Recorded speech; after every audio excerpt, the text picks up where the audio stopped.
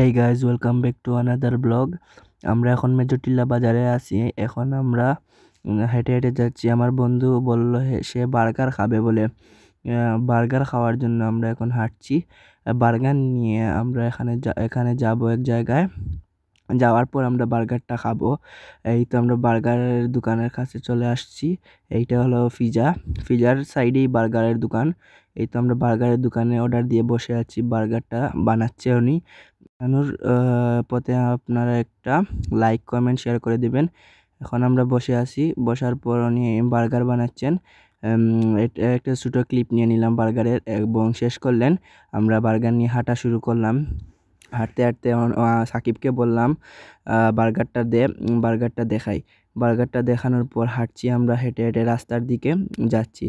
যাওয়ার পর আমরা যে জায়গায় যাব এই জায়গায় ভিডিও করলাম। ভিডিও করার পর এই তো রাস্তার পাশে একটা সুন্দর জায়গায় বসবো।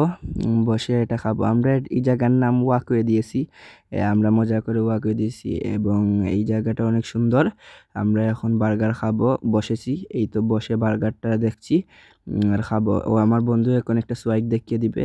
এই যে একটা সোয়াইগ খুব সুন্দর। গাড়িতে উঠে গেলাম। গাড়িতে ওঠার পরে এখন যাচ্ছি আমাদের বাসার উদ্দেশ্যে।